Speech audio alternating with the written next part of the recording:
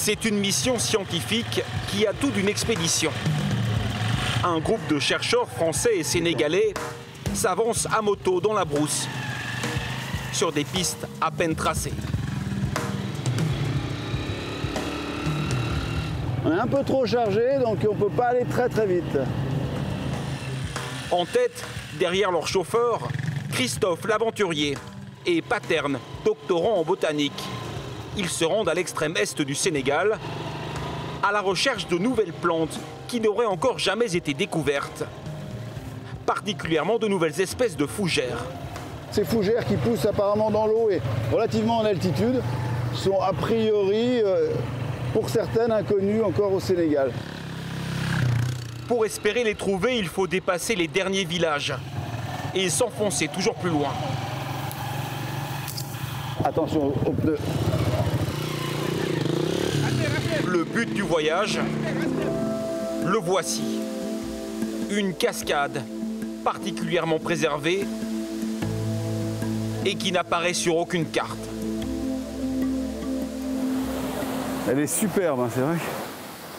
Dans les sites les plus cachés, la nature regorge encore de secrets. Chaque année, 2000 nouvelles espèces de plantes sont découvertes dans le monde. Les falaises sont des milieux d'accès difficiles, donc très peu perturbés. Et donc, on a énormément de chances de trouver des espèces très peu connues au Sénégal et peut-être même, pourquoi pas, une nouvelle pour la science. Et ces nouvelles espèces, c'est au cœur de la cascade qu'ils espèrent les trouver. C'est à Christophe et Théo que revient la tâche périlleuse. C'est haut, hein. 70 mètres de descente, on rappelle. T'as toujours peur de se casser la gueule. Et après, bah, un peu d'excitation. Ça fait une bonne adrénaline. Ça bouge trop, tu me dis, je remonte tout de suite.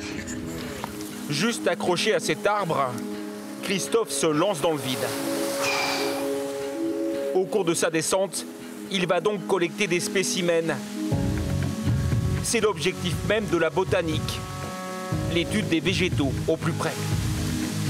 Alors j'essaye évidemment de ne pas reprendre 3 fois la même. Et donc tout ce que je trouve nouveau, bah, je le prends. C'est assez simple.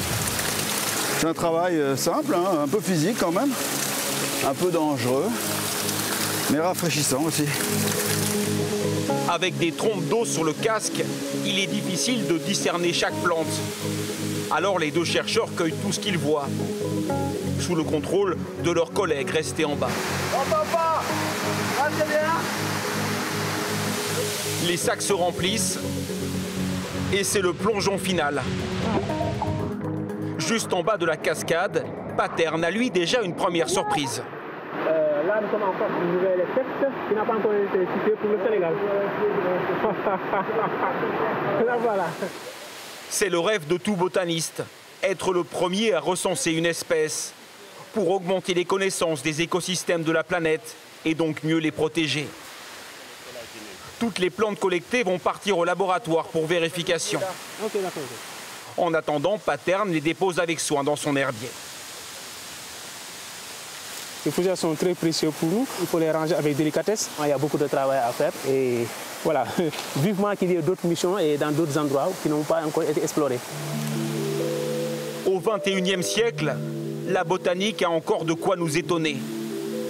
Selon les estimations, 10 à 20% de la flore mondiale serait encore à découvrir.